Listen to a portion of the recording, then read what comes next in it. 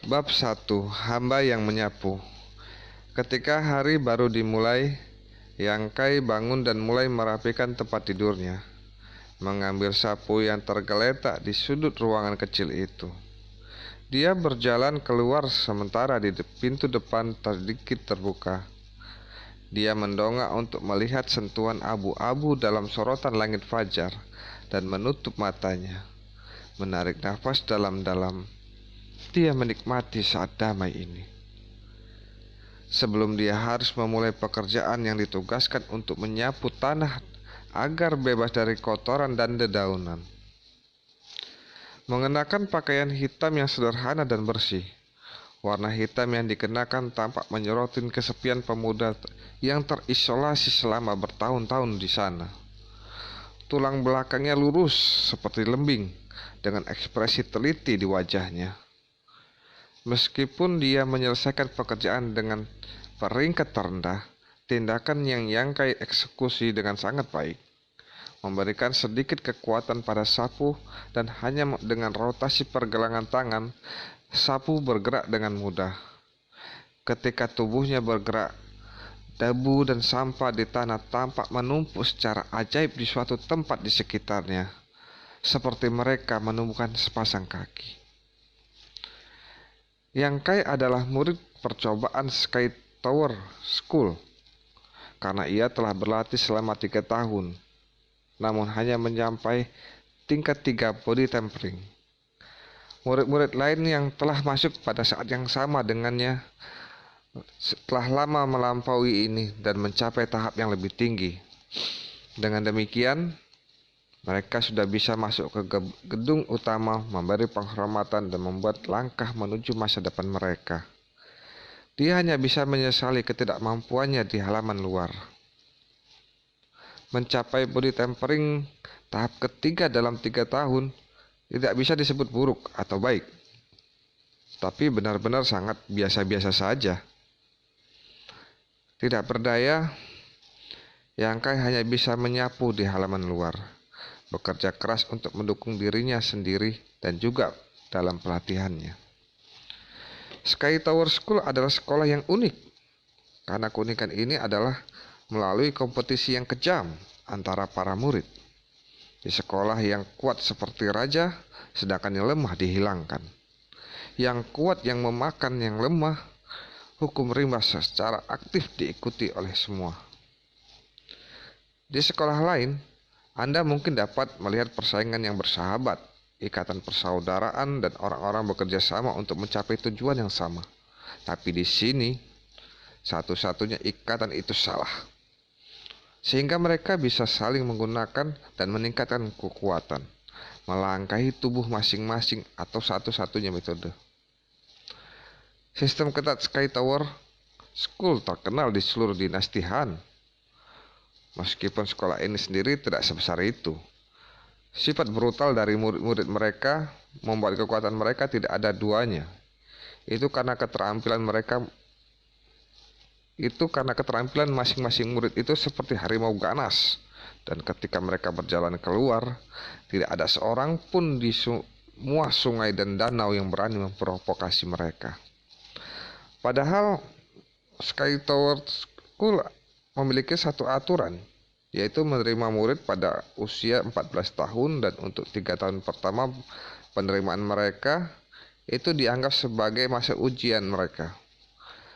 Dalam 3 tahun itu, semua murid disediakan makanan, pakaian, tempat berlindung oleh halaman luar. Jadi para murid hanya perlu fokus berkultivasi. Tetapi jika dalam 3 tahun ini mereka dapat menerobos body tempering, mereka akan bisa masuk ke pengadilan dalam dan memberikan penghormatan kepada para tetua mereka dan menjadi murid mereka. Tentu saja Anda tidak harus memiliki seorang guru, dan Anda bisa meningkatkan diri sendiri. Tetapi perbedaan dalam belajar sendiri dan memiliki guru sangat besar. Di satu sisi, aturan Sky Tower School memang memiliki ruang untuk fleksibilitas dan kebebasan. Dalam 3 tahun itu, jika Anda tidak menerobos, maka Anda diberikan 2 pilihan: meninggalkan sekolah atau diturunkan menjadi murid percobaan. Murid percobaan adalah status yang Kai punyai saat ini. Dia juga memalukan Sky Tower School. Dibandingkan dengan murid normal, perlakuan mereka sangat berbeda. Murid-murid percobaan harus menyediakan makanan, tempat tinggal, dan pakaian sendiri. Karena halaman luar tidak lagi memboroskan sumber daya untuk sampah seperti ini. Setelah diturunkan menjadi murid percobaan, Anda pada dasarnya tidak akan pernah bisa maju. Kecuali tentu saja Anda berhasil meningkatkan level kultivasi Anda dengan cepat dalam jumlah kecil. Baru kemudian sekolah mempertimbangkan untuk mempromosikan Anda menjadi murid sejati. Seluruh Sky Tower terdiri dari 3.000 murid, sedangkan murid percobaan, ya Anda dapat menghitungnya dengan 10 jari Anda. Kai mungkin memiliki keyakinan bahwa ia bisa menjadi murid sejati. Untuk murid percobaan yang ingin bertahan di Sky Tower School, ini seperti bermimpi mencapai surga. Ambil Kai sebagai contoh. Tempat tinggalnya saat ini adalah sebuah gubuk yang telah ia bangun sendiri. Satu balok kayu pada satu waktu. Dia bahkan tidak punya waktu untuk memperbaiki lubang di atapnya yang kecil. Saat hujan, air juga tidak bisa keluar dengan benar dan menumpuk di dalam ruangan. Dia juga membeli pakaian dan makanannya sendiri. Pada dasarnya, dia bertanggung jawab atas semua kebutuhannya sendiri. Pondok kecil Kai berada di lokasi sekolah yang paling terpencil dan paling tidak berpenghuni. Secara umum, ketika mengalami perlakuan mengerikan seperti itu, sulit untuk bertahan. Itulah alasan mengapa sekolah hanya memiliki sedikit jumlah murid percobaan. Sebagian besar yang tidak dapat memenuhi persyaratan memilih untuk meninggalkan sekolah. Tetapi Kai tetap tinggal. Ini setara dengan diusir. Bagaimana ini tidak apa-apa? Beberapa bulan sebelumnya, ketika ia menjadi murid percobaan, Kai juga menerima pekerjaan menyapu untuk mencari pendapatan bagi dirinya sendiri. Saat ini, Kai adalah seorang murid percobaan dan seorang pelayan kecil. Tetapi hanya dengan menyapu, sulit untuk bertahan hidup. Sudah seringkali dia merasakan kedinginan dan kelaparan. Tetapi dia yang memilih jalan ini. Jadi dia tidak menarik drum retreat karena dalam kehidupan ini dia bersumpah untuk melanjutkannya. Itulah yang dilakukan pria. Di hati Kai ada keteguhan. Jika kamu menabrak dinding bata, jangan melihat kembali jenis ketaguhan. Bersihkan jalan setapak, menyapu debu dari angkasa langit, serta bertahap mulai menyala dari matahari terbit. Meskipun menyapu sendiri tidak menggunakan banyak energi, tetapi tanpa makanan atau minuman sejak pagi dan gerakan konstan, Kai dipenuhi keringat. Ini tidak ada hubungannya dengan kekuatan, hanya saja fisiknya yang sangat buruk. Dia hanya makan di saat dia benar-benar lapar. Siapa saja yang bisa hidup seperti ini? Bagaimana fisik mereka baik-baik saja? Seiring berjalannya waktu, semakin banyak murid Sky Tower School mulai mengelilinginya. Murid-murid ini bangun lebih awal, bukan untuk berkultivasi, tapi untuk memandangnya. Mereka sangat tertarik pada Kai, menatapnya dengan tatapan tajam. Seolah-olah mereka sedang menatap kecantikan telanjang atau aroma manis, seperti tempat sampah daging berair yang keluar.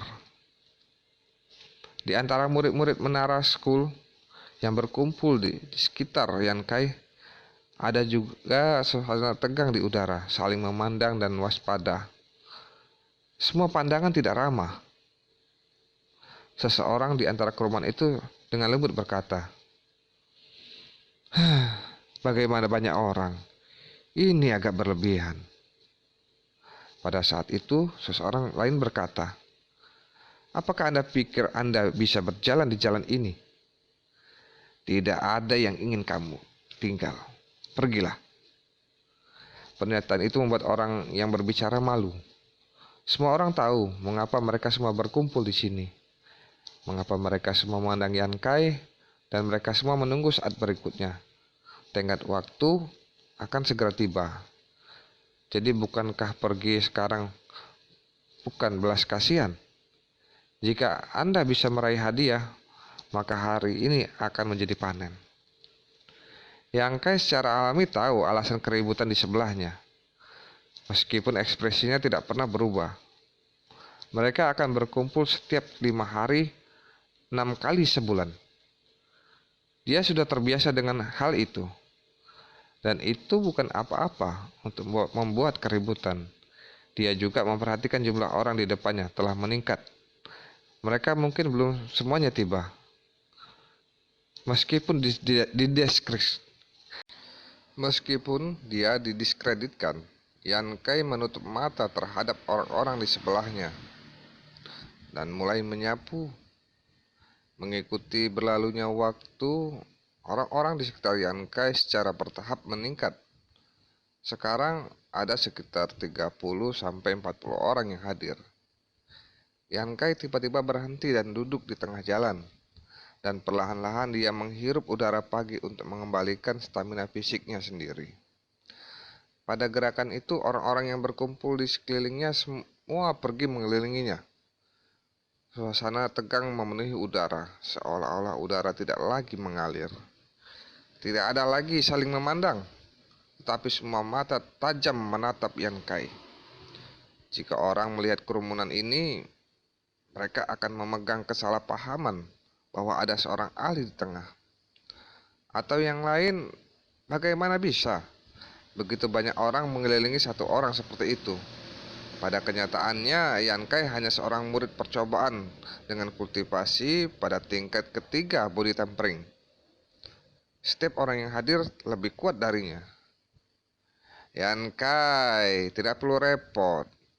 Mengapa kamu tidak dengan patuh berbaring di tanah agar aku bisa mengalahkanmu dan menghemat waktuku? Melihat seperti itu, mereka merasa jijik. Beberapa banyak energi yang dibutuhkan body tempering tahap ketiga. Anda akan kalah pula. Jadi mengapa berlama-lama? Dengar, Yan Kai.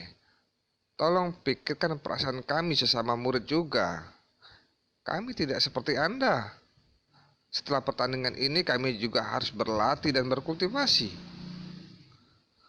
Pernyataan ini membuat Yan Kai cepat tunduk dan membiarkan mereka mengalahkannya. Tindakan memulihkan energi internalnya mirip dengan tindak menghormati mereka. Tapi ia hanya menutup telinga seperti Buddha Lao. Waktu terus berlalu. Tiba-tiba lonceng menara yang merdu terdengar. Itu mencapai telinga semua murid di sekitar Yan Kai dan dirinya sendiri, mengejutkan para murid. Lonceng berdentang 9 kali, dan dari timur matahari terbit, menandakan hari yang baru. Semua orang menenangkan napas mereka, tanpa daya menatap Yan Kai saat dia perlahan bangkit. Dia mengambil sapunya dan melirik orang-orang yang mengelilinginya. "Pilih aku, senior Yan Kai," teriak seseorang. "Aku menyerang dengan ringan dan bisa menjaminmu tidak sakit." "Sampah! Pilih saya. Saya akan berbelas kasih. Aku akan mengakhirinya dengan satu kepalan. Dan aku janji tidak akan membuang waktu semua orang." Pilih aku, pilih aku." Itu sangat ramai. Seperti pasar di mana vendor berusaha menjual produk mereka bersaing dengan produk yang lebih segar. "Yan Kai, kamu dapat memilih lawanmu sendiri," seseorang mengingatkan. Yan Kai tertawa. Dia segera mengangkat sapunya dan melemparkannya ke langit. Puluhan pasang mata ke atas, penuh harapan dan menunggu sapu jatuh ketika berdoa. Waktu tampak melambat. Sapu berputar beberapa kali di udara dan jatuh ke tanah dengan dentuman keras, tidak bergerak. Kepala sapu menunjuk ke kerumunan seorang remaja kekar. Sebuah suara penyesalan bergema saat sisa dari kerumunan dan pengunduran diri. Tetapi anak muda kekar itu tertawa keras dan bergegas. Rekan-rekan murid, saudara ini memenangkan pertempuran hari ini. Tetapi berharap rekan-rekan murid tidak akan menyalahkan saya, kan? Ceh, bajingan beruntung, kata seseorang yang cemburu. Kenapa tidak memilihku? Saya datang setiap 5 hari selama sebulan penuh. Yankai, kamu tidak bisa melakukan ini dengan sengaja, kan? Jangan katakan itu. Aku sudah datang selama 3 bulan penuh dan tidak sekalipun aku dipilih. Saudaraku, kamu ternyata lebih sengsara dariku. Tidak sengsara, tidak sengsara. Menonton juga merupakan pertunjukan yang bagus. Ya, kedua bersaudara itu saling memandang, tersenyum diam-diam di hati mereka. Di halaman yang lain sudah bubar, hanya menyisakan Yankai dan remaja kekar untuk saling berhadapan. Murid percobaan, Yankai. Body tempering tahap ketiga. Yankai memperkenalkan diri pada lawannya. Murid biasa, Zhao Dingjun. Body tempering tahap kelima. Remaja kekar memperkenalkan diri. Murid Sky Tower School memiliki peringkat. Dari bawah ke atas adalah murid percobaan, murid biasa, murid basis bawah, murid elit, dan murid inti. 5 peringkat. Zhao Dingjun mengatakan bahwa dia adalah seorang murid biasa. Itu artinya dia belum memberikan penghormatan dan tidak memiliki mentor. Jika terobosan murid body tempering memiliki mentor, maka status mereka akan lebih tinggi daripada murid-murid basis rendah yang biasa. Dan murid elit itu dipilih dari murid-murid basis bawah terbaik. Adapun murid inti, mereka diperlakukan seperti pilar untuk generasi berikutnya Sky Tower School dan karenanya dikultivasikan secara khusus. Hierarki murid yang menakjubkan. Meskipun tampaknya tidak masuk akal, hal itu dapat merangsang generasi muda ke dalam persaingan yang sengit, yang merupakan dasar dari rezim Sky Tower School yang brutal. Ini adalah alasan utama mengapa Yankai bertarung dengan banyak orang. Aturan mengenai tantangan pada Sky Tower School.